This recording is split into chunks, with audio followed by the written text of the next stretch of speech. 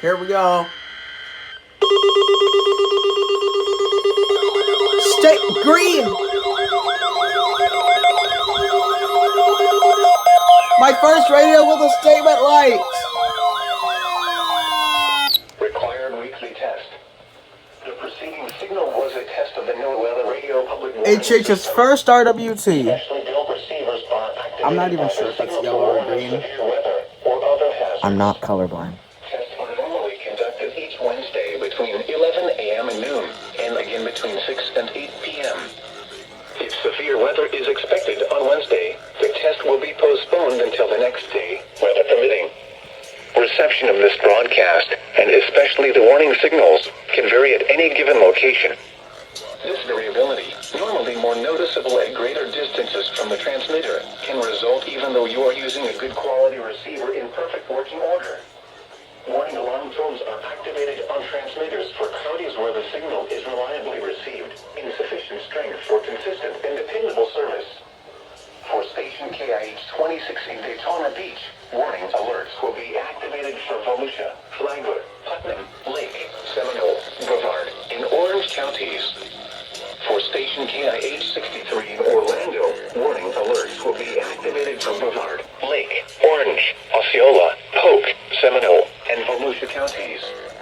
For station WXJ 70 in Melbourne, warning alerts will be activated for Brevard, Indian River, Orange, and Osceola counties. For station WWF 69 in Fort Pierce, warning alerts will be activated for Indian River, Martin, Okeechobee, and St. Lucie counties.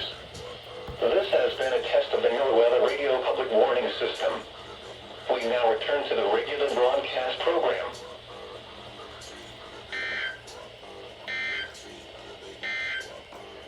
Your weather service in Melbourne has issued a special marine warning. Okay, yeah, I'm joining Discord on my Sebastian iPad. Inlet 20 to 60 nautical miles.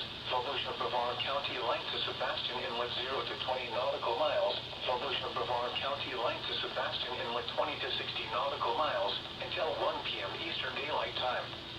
At 12:06 p.m. Eastern Daylight Time, strong thunderstorms were located along a line extending from Patrick Air Force Base to 17 nautical miles east of Indian Atlantic to 21 nautical miles northeast of Indian River shores, moving northeast at 30 knots.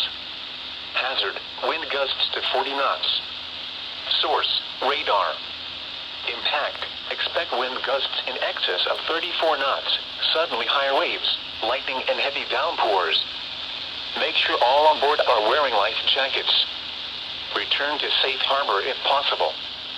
Locations impacted include Patrick Air Force Base, South Patrick Shores, Satellite Beach, Palm Shores, and Indian Harbor Beach.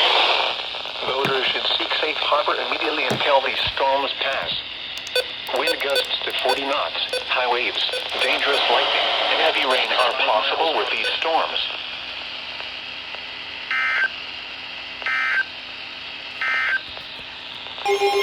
Where did you come from?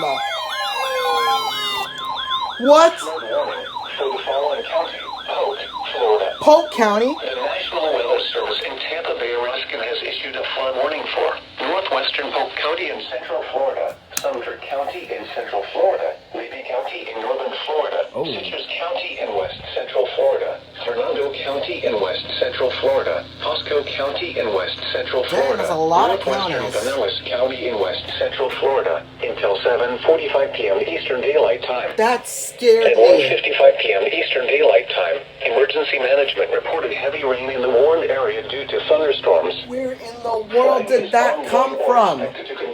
Why, Ruskin? Between 4 and 6 inches of rain have fallen.